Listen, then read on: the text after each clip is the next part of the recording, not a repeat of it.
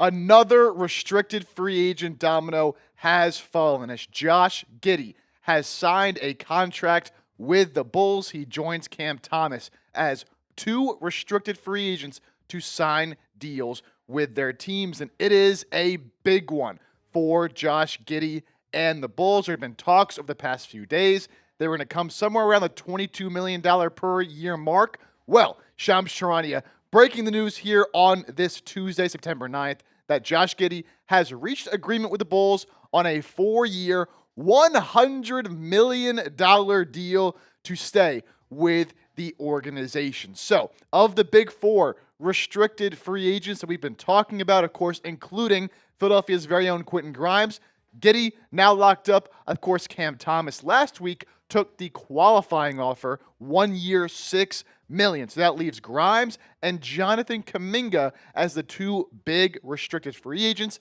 that still have yet to sign deals with their team. So how does this impact Quentin Grimes? We'll get to that here in just a moment. But guys, be sure to lock us in and hit that sub button, because when and if, I guess at this point, Grimes does sign at any time the Sixers make any kind of move, we are here for you guys. We will always make a video, and you will always be in the know, but only if you hit that sub button and you turn on your notifications. Join the 23,699 people that are subbed here at the channel. Lock us in. I really do appreciate it.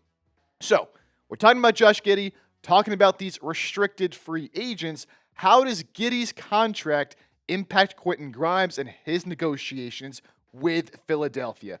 I'll tell you what, I think this is bad news for the Sixers, for Sixers fans, and for this organization because of the size of this deal and what this could mean now for what Grimes and his team might look to demand from Philadelphia, even if they're not really in a spot to be demanding all that much. Let's talk about Giddey here for just a second, because he's coming off a decent season with the Bulls. Of course, he was traded away by Oklahoma City for Alex Caruso, and there's a reason OKC then went on to win a title, not solely because Josh Giddey left, but bringing in Caruso was a part of that, and Giddey had a much better end of the season than to start the year with the Bulls. And look, 14.6 points, 8 rebounds, 7 assists, could do a little bit of everything, but not necessarily great in any one area. Our Bulls host, Patrick Seaman, does think it's a little bit of an overpay, but still, he got $25 million a year. So now if you're Quentin Grimes, right, and you're looking, Cam Thomas, okay, he took the qualifying offer, only $6 million for him, that's okay. But now you're looking at Giddey, right, and a player who, look, if I'm Grimes, I don't think Giddey is all that much better than the player I am right now.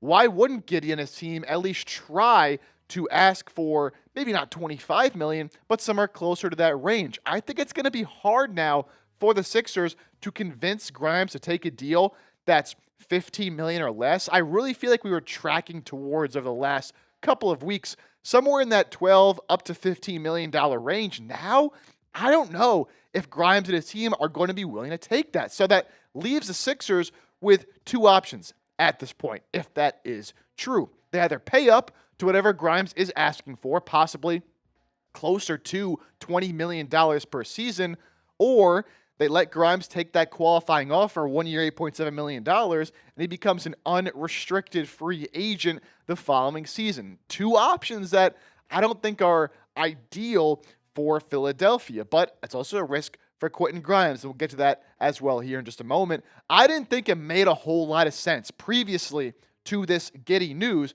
for Grimes to take the qualifying offer, because when you take that qualifying offer, right, it's sort of a bet on myself 1 year type of deal. He's not making as much money as he could if he signed a 3-year, $45 million deal with the Sixers.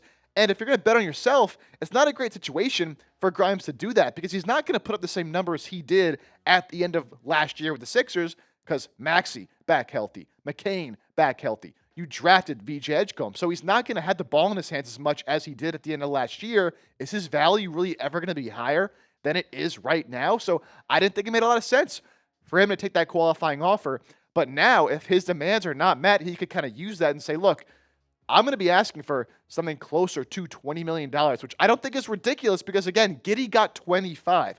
I don't think he's that much better of a player, if he even is a better player at all, than Quentin Grimes. So look, if he does ask closer to 20 million, Sixers don't want to go there. He could then say, you know what, I will take the qualifying offer because maybe the market is better than what I initially thought it could be, especially next offseason. And this is why Cam Thomas took the qualifying offer, because there are more teams next offseason that have cap space than teams this offseason, which there weren't really a whole lot. So, given all this, we know what Giddey got, we know what Cam Thomas got. What would you give to Quentin Grimes? If you were Daryl Morey, you're offering these deals, how much money would you offer Grimes on a per-year basis? Let me know down in the comment section. Now, coming up next, don't go anywhere, because this is another big implication of this Giddey deal and potentially increased money for Grimes that we have to talk about. Could this mean that Kelly Oubre is more likely to be traded than we had previously thought? Going to get to that here in just a minute. But first, look, I know a lot of you guys are big Allen Iverson fans. I'm a big Allen Iverson fan, but look, I wasn't really alive in the prime days of those AI early 2000s eras. I was born in 2001, all right? So I didn't get to really experience all the prime AI moments, but I know a lot of you did. And this jersey right here, saw this item, I was like, dude, even I got to hop on board and get this item because AI is a Sixers legend, and there is an insane deal on this Allen Iverson jersey. Originally priced at $155, that's a bit steep, but it is now on sale for just $69.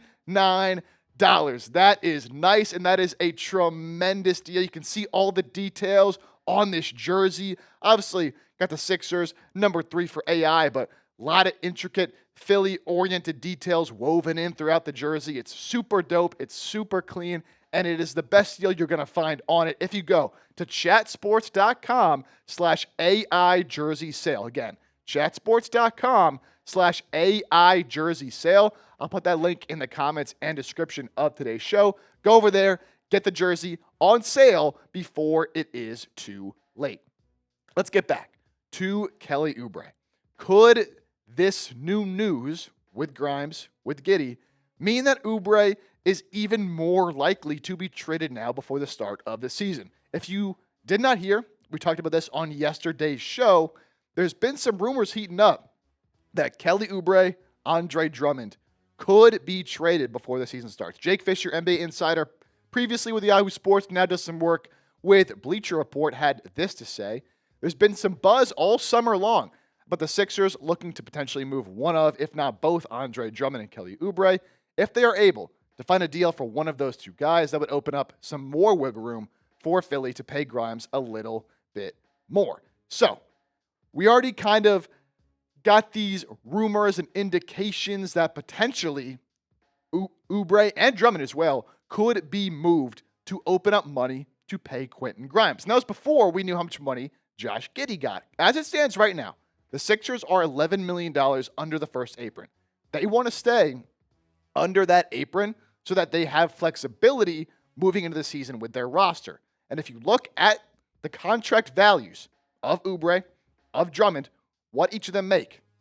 Drummond, $5 million. So if you trade him, get nothing in return, you're at about $16 million under the first apron. Is that enough now, given the Giddey contract, to go out and sign Quentin Grimes? If not, man, you might have to trade Kelly Oubre for almost nothing for a salary dump, which previously I was very, very much against. I think it would be a bad idea to move off of Oubre in that instance. So given the financial situation Philadelphia is now in, again, and trying to stay under that first apron, if $16 million doesn't get it done, and the Sixers feel pressure to pay Quentin Grimes, there's a chance they could end up trading Kelly Oubre to open up that money and trading him for basically nothing because they want to take less money back to open up close to $18 to $20 million to potentially give to Quentin Grimes. I'll say this, though, and I would tell this to Daryl Morey and to the Sixers front office. Don't give in. Do not fold to these potential demands by Quentin Grimes if he is asking for somewhere near $20 million. Because at this point, if he wants to take the chance and if he wants to bet on himself and take that qualifying offer, let him. I don't think he's going to have an opportunity this year to up his value more than it is right now. And honestly, if he does try to hit you with that, I think it's more of a bluff than anything to try to get more money. I think anything from $12 to $15 million is perfectly fair. You can get there by trading away Andre Drummond, signing Grimes, still being under the first apron. There is no need to trade a talented player, limited in some aspects, yes, but a still talented player like Kelly Oubre just to try to free up some more money to sign Grimes when I don't think that is how much money he's worth, and I don't think he's in a position to demand that much money. So I would tell this organization to not give in if Grimes is trying to hold out for that bigger payday. Do not trade a talented player for no reason. But if you did have to decide between one of these two players, if you had to trade away Oubre to keep Grimes, or if you have to let Grimes walk to keep Oubre on the squad, what would you guys do? Man, this is a tough one. I think I'd probably just keep Kelly Oubre because I'm not giving in to what Grimes is trying to sell me. But you let me know. Type QG for Grimes, KO for Oubre. Hopefully, it never gets to this point.